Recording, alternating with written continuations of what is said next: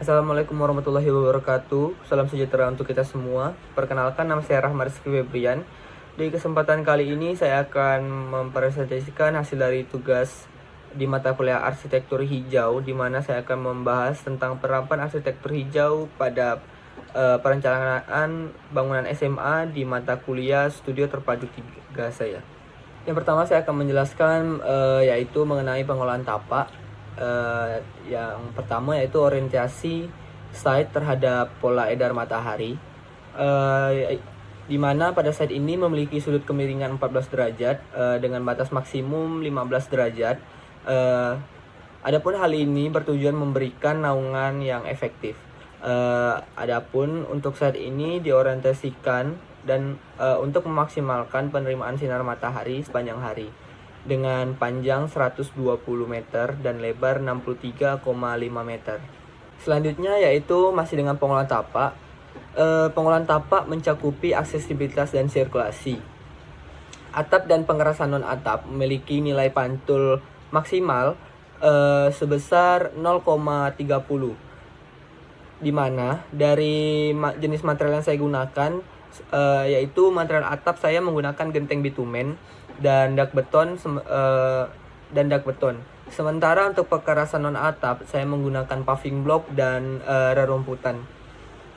Didapatlah nilai pantul keseluruhan dari hasil perhitungan di tabel tersebut. Saya mendapatkan nilai pantul 0,30, di mana nilai itu sudah memenuhi syarat batas maksimum nilai pantul pada area site. Selanjutnya yaitu masih dengan pengolahan tapak, di mana pada pengolahan tapak ini nilai jumlah luasan tajuk vegetasi dibanding area tapak minimal sebesar 20%. Untuk tanaman yang saya gunakan pada site plan ini, saya menggunakan tanaman ketapang kencana, pucuk merah, dan pohon mangga. Dengan masing-masing pohon itu memiliki area kanopi masing-masing. Untuk ketapang kencana area kanopinya sebesar 10, pucuk merah 0,75, dan pohon mangga 2. Cakupan hijau yang saya dapat dari ketiga pohon ini sebesar 1511,50, di mana untuk persentase hijaunya didapatlah 20%. Nah, angka ini sudah mencukupi nilai minimum vegetasi pada site yang saya dapat. Selanjutnya yaitu rencana ruang terbuka hijau private atau RTH. Saya menggunakan site saya ini, di mana saya ini memiliki luasan total sebesar 7.620 meter persegi dengan luasan lahan hijau yang saya rancang sebesar 746,65 meter persegi. Dengan persentase lahan hijau yang saya dapat yaitu 10%, di mana angka 10% ini sudah mencapai minimum ruang terbuka hijau pada site menurut data dari PUPR. Masih dengan rencana ruang terbuka hijau, pada slide selanjutnya ini yaitu saya mengaplikasikan kursi taman serta beberapa tempat sampah pada area site. Pengaplikasiannya saya letakkan pada area taman tengah bangunan, yaitu di area lapangan untuk siswa. Selanjutnya masih dengan rencana ruang terbuka hijau, yaitu pada slide ini saya akan membahas tentang spesifikasi dengan fungsi peneduh, peredam suara, dan penyaring debu. Untuk spesies yang saya gunakan yang sudah saya tadi sebutkan, yaitu saya menggunakan ketapang kencana, pucuk merah, dan pohon mangga. Untuk ketapang kencana, untuk peneduhnya itu untuk pohon ini memiliki spesifikasi sebagai peneduh, tapi tidak untuk peredam suara, penyaring debu. Jadi multifungsinya yaitu hanya satu. Sedangkan pucuk merah, tanaman ini untuk peneduhnya agak kurang, tetapi saya manfaatkan sebagai untuk peredam suara dan penyaring debu. Jadi untuk multifungsinya mendapat poinnya 2. Kemudian untuk pohon mangga ini untuk peneduhnya bisa dimanfaatkan karena memang pohon mangga yang seperti kita tahu daunnya cukup besar, kemudian tetapi kelemahan dari pohon mangga ini tidak dapat meredam suara. Tetapi untuk menyaring debu, pohon mangga dapat diandalkan. Jadi untuk multifungsinya yaitu 2. Untuk selanjutnya yaitu masih dengan pohon tapak, tetapi saya akan membahas tentang penyediaan lahan parkir, di mana saya akan menghitung lahan parkir mobil dan motor untuk siswa, untuk guru, dan untuk warga masyarakat yang memang ingin berkunjung ke site, di mana didapatlah pada tabel yang saya tampilkan yaitu perhitungan lahan parkirnya. Didapatlah mobil sebesar 50 meter persegi, yaitu saya terapkan pada area depan site. Kemudian untuk parkir motor didapatlah dengan area 440 meter persegi, yang dimana saya aplikasikan pada area kiri site atau di depan akademik dan di area belakang di dekat kantin. Ya, jadi mungkinan untuk yang di area belakang kan di samping kantin itu digunakan untuk ibu-ibu kantin, orang-orang pengelola. Jadi parkirannya jadi di belakang seperti parkir servis gitu. Untuk selanjutnya yaitu efisiensi penggunaan air. Untuk efisiensi penggunaan air ini dicapai melalui penggunaan air hujan yang diolah dan didaur ulang. Tangki air bersih dan tangki air hujan itu digunakan untuk berbagai fungsi kebutuhan seperti kebutuhan irigasi dan fasilitas WC. Sistem pengolahan air ini dirancang untuk mengurangi ketergantungan pada air PDAM, di mana yang kita tahu kalau kita sangat sering menggunakan air PDAM kan bakal bengkak di pembiayaan ya. Nah, jadi penghematan ini memanfaatkan sumber daya air yang tersedia secara lebih efektif. Dengan mengoptimalisasikan sistem pengolahan air yang efisiensi, bangunan dapat mengurangi konsumsi air PDAM itu bisa hemat hingga 50%, yang berkontribusi pada penghematan biaya dan pelestarian sumber daya air. Kemudian untuk sumber airnya yaitu pada saat ini juga menggunakan sumber air PDAM. Untuk pada air PDAM ini penggunaannya teruntuk untuk tangki air bersih, jet spray dan wastafel. Kemudian pada saat ini juga menggunakan air hujan, di mana untuk penggunaan tangki air hujan, irigasi, cooling tower dan flushing WC. Pada saat ini ini pun menggunakan air daur ulang, di mana air daur ulang ini diperuntukkan untuk pengisian tangki air daur ulang, jet spray dan wastafel. Jadi air PDAM yang sudah digunakan untuk jet spray dan wastafel didaur ulang kembali, terus kemudian dimasukkan ke dalam tangki air daur ulang, di mana nanti tangki daur ulang itu airnya digunakan sebagai penggunaan jet spray kembali atau wastafel gitu. Kemudian air daur ulang ini diperuntukkan juga sebagai air penyiram tanaman pada site. Pada saat ini untuk curah hujannya, untuk perhitungan curah hujan yaitu luasan atap total pada site ini berjumlah 2.866 meter persegi dengan curah hujan harian rata-rata yaitu 14,95 mm per hari. Untuk faktorial limpasan air dari atap yaitu sebesar 95%. Kemudian untuk panen air hujan pada saat ini yaitu 40,71 meter kubik per hari dengan sebesar 40,710 liter per hari, di mana rainwater tank yang digunakan pada saat ini saya menggunakan rainwater tank dengan ukuran 2,5 meter kali 2,5 meter dikali 1,5 meter, yaitu 7,5 meter kubik atau setara dengan 7.500 liter.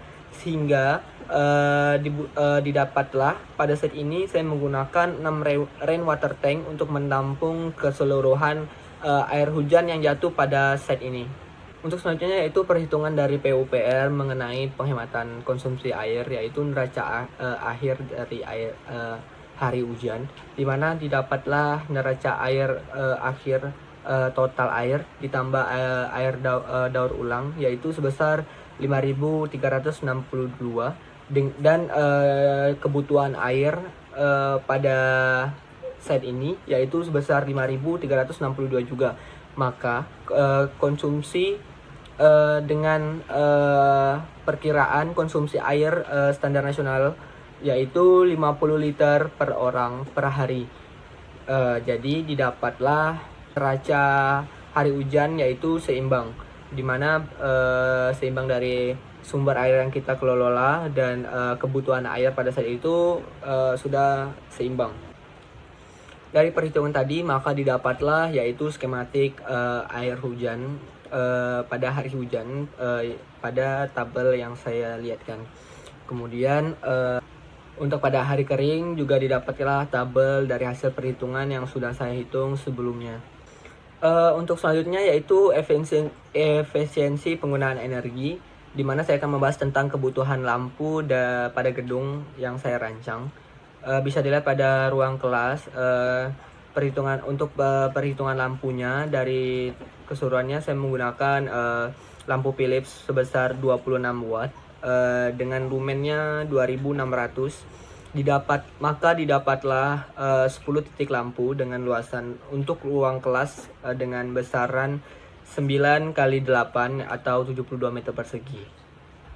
Untuk ruang kelas yang lainnya perhitungannya juga sama seperti sebelumnya, bisa dilihat dari tabel yang saya sudah tampilkan. Yang saya sudah tampilkan yaitu beberapa keseluruhan ruangan dan beberapa kebutuhan lampu pada bangunan tersebut.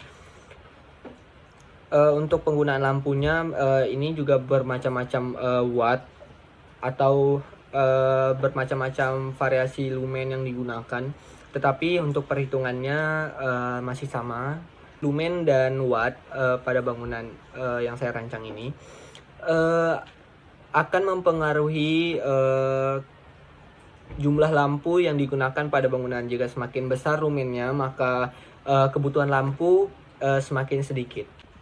Untuk selanjutnya yaitu masih dengan efisiensi penggunaan energi, di mana saya akan membahas kebutuhan dan dari spesifikasi AC yang saya gunakan dari beberapa ruangan yang memang diperuntukkan sebagai ruang AC, seperti ruang kepala sekolah, wakil kepala sekolah, ruang guru, ruang TU, dan macam-macam lagi yang memang sangat dibutuhkan AC pada ruangan tersebut. Saya ambil contoh untuk perhitungan AC pada ruang kepala sekolah, di mana dengan luasan ruangan yaitu dengan panjang 4,5 dikali lebarnya 8 meter atau setara dengan 36 meter persegi. Terus kita mencari beban pendinginan dengan cara luas ruangan dikali dengan 500 BTU, didapatlah sebesar 18.000 dengan nilai 1 PK-nya yaitu sebesar 9.000 BTU. Untuk mencari kebutuhan AC-nya yaitu dengan cara beban pendingin dibagi dengan besaran 1 PK-nya yaitu 9.000 BTU. Didapatlah pada ruangan kepala sekolah ini membutuhkan 2 PK. 2 PK ini kita bisa langsung menggunakan AC dengan spesifikasi 2 PK, yaitu berarti 1 AC doang, atau bisa menggunakan AC yang kapasitasnya 1 PK tapi kita menggunakan 2, jadi kan sama aja, jadi 2 PK. Nah, untuk beberapa ruangan yang menggunakan AC juga pada bangunan ini, perhitungan cukup juga sama. Jadi seperti ruang wakil kepala sekolah, ruang UKS yang juga membutuhkan AC, perhitungannya juga bisa mengikuti dari penjelasan saya tadi. Untuk selanjutnya yaitu kualitas udara dalam ruang, di mana kriteria lingkup penilaian yang saya dapat yaitu mengenai pelarangan merokok, pengendalian karbon dioksida atau CO2 dan monoksida atau CO, kemudian pengendalian penggunaan bahan pembeku. Untuk kualitas udara dalam ruang mengenai pelarangan merokok, yang pertama yang dilakukan adanya komitmen dari pengelola gedung untuk menjadi gedung bebas asap rokok, yang dimana adanya surat pernyataan komitmen untuk menjadikan bangunan gedung yaitu bebas asap rokok. Kemudian membuat surat pernyataan pada letterhead yang benar, distempel dan ditandatangani oleh pejabat yang berwenang. Kemudian masih dengan pelarangan merokok, di mana menerapkan adanya peringatan dan rambu-rambu atau larangan merokok di seluruh bagian bangunan gedung. Pada slide yang saya tampilkan ini contoh penerapannya pada gedung teori, di mana di setiap dalam ruangan diberikan stempel peringatan dilarang merokok. Kemudian pada depan gedungnya atau di sepanjang selasar juga diberikan penanda bahwa dilarang merokok untuk area tersebut.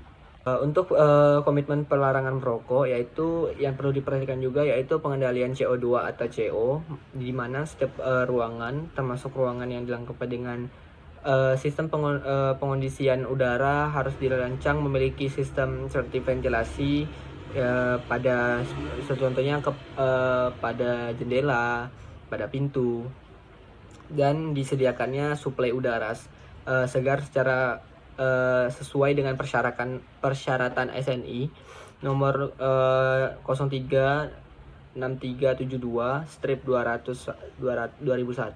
atau edisi terbaru dengan memperhitungkan kandungan CO2 dan atau CO. Untuk sistem ventilasi sepanjang sudah dibuktikan dalam parameter B2 terkait efisiensi penggunaan energi dalam sistem ventilasi, maka pada kriteria ini memperhitungkan yang dibutuhkan adalah perhitungan catu udara segar atau fresh sesuai standar nasional Indonesia. Selanjutnya yang saya akan bahas yaitu pengolahan sampah pada set yang saya rancang ini, di mana kriteria atau lingkup penilaian yang saya terapkan yaitu pertama penerapan prinsip reduce, reuse, recycle atau 3R, kemudian penerapan sistem penanganan sampah, yang terakhir yaitu penerapan sistem pencatatan timbulan sampah. Untuk poin pertama yang saya bahas mengenai pengolahan sampah yaitu penerapan prinsip reduce, reuse, recycle atau 3R, di mana pengelolaan gedung direncanakan berkomitmen untuk pengolahan sampah dengan prinsip 3R di sumber. Rencana usaha pengurangan dan penggunaan kembali kantong plastik dan kertas. Pada rencana pengolahan sampah yaitu salah satunya membuat surat pernyataan komitmen untuk memilih atau mengelola sampah dengan 3R. Pembahasan ini ada gambar diagram alur teknik operasional pengolahan sampah, di mana pengolahan sampah yang dikelola berasal dari misalnya dari lab, dari kelas-kelas. Jadi misal siswa lagi jajan atau apa kan diwajibkan membuang sampah pada tempat sampah yang sudah disediakan. Pada gambar yang sudah saya kirim, tempat sampah saya letakkan pada depan bangunan atau setiap depan kelasnya. Selanjutnya masih dengan pengolahan sampah yaitu penerapan sistem penanganan sampah, di mana rencana penyediaan fasilitas tempat atau wadah sampah skala individual maupun komunal, tempat atau wadah sampah sesuai dengan pengelompokan dan pemisahan sampah terhadap jenis sampah. Untuk poin pertama yaitu adanya perhitungan timbulan sampah tiap jenis atau organik, anorganik maupun B3. Untuk jenis sampah organik memiliki rasio sebesar 40% dengan timbulan sampah liter per hari yaitu 5,712 liter per hari, dengan volume tempat sampah yaitu diterapkan 10 liter. dengan jumlah tempat sampah yaitu 0,571 atau 1. Kemudian anorganik dengan rasionya 40% juga dengan timbulan sampah 5,712 dengan volume tempat sampah yaitu 10 liter dengan jumlah tempat sampah yang diterapkan yaitu 1. Kemudian untuk jenis sampah B3 memiliki rasio 20% dengan timbulan sampah liter per harinya sebesar 2.856 dengan volume sampahnya 10 liter per hari. Dengan jumlah tempat sampah yaitu 1, didapatlah jumlah keseluruhannya yaitu 3. Untuk poin kedua yaitu perhitungan timbulan jenis sampah untuk setiap lantai atau zonasi. Untuk lantai 1 dengan luasan 528 meter persegi dengan jumlah liter per murid per harinya yaitu 102 dengan volume 0,14 liter per hari dengan timbulan sampah 14,28 liter per hari. Untuk lantai 2-nya juga sama, jadi didapatlah angka total liter per harinya yang dibutuhkan yaitu 28,56 timbulan sampah liter per harinya. Kemudian dipilih besaran atau volume tempat sampah sehingga dari perhitungan nomor 2 diketahui jumlah tempat sampah tiap jenis lantai atau zona, yaitu tempat sampah yang dipilih dengan ukuran 10 liter dengan dimensi 25 x 20 cm. Seperti contohnya terdapat pada gambar yang saya sudah tampilkan pada layar. Kemudian masih dengan penerapan sistem penanganan sampah yang nomor 4 ada nomor 4 yaitu ada gambar floor plan dengan letak tempat sampah setiap jenis sesuai dengan nomor 3 yang saya tampilkan pada layar, yaitu kemudian untuk total volume sampah bangunan gedung menentukan besar volume TPS gedung yang akan dirancang. Jadi semakin besar volume sampah pada site yang diterima atau yang dihasilkan, maka semakin besar juga besaran volume TPS gedung. Untuk sampah ini sampah diangkat ke TPA setiap 2 hari sekali, maka volume TPS yaitu 2 dikali 28,55 liter terdiri dari TPS organik sebesar 11,42 liter, TPS anorganik sebesar 14,42 liter, dan TPS B3 yaitu sebesar 5,712 liter. Didapatlah total 28,56 dikali 20 hari sebesar 57,12 liter. Kemudian saya akan menjelaskan metode pengangkutan sampah dari lantai sampai ke TPS, yaitu dimana pada gambar dari tempat sampah yang ada di setiap zona atau setiap lantai kemudian diangkut menggunakan gerobak sampah menuju ke tempat pembuangan sementara atau TPS, yang kemudian akan diangkut ke TPA setiap 2 hari sekali seperti perhitungan yang sudah saya jelaskan sebelumnya. Dan selanjutnya yaitu pertimbangan OTTV pada gedung, yang dimana saya akan memperlihatkan hasil dari perhitungan OTTV pada gedung SMA Negeri 10 Pontianak, dimana pada tabel ini merupakan tabel summary dari OTTV. Dari keseluruhan perhitungan yang sudah saya hitung seperti dari sebelah utara, timur laut, timur, dan selebihnya, didapatlah dengan luasan total OTTV 17,22 watt per meter persegi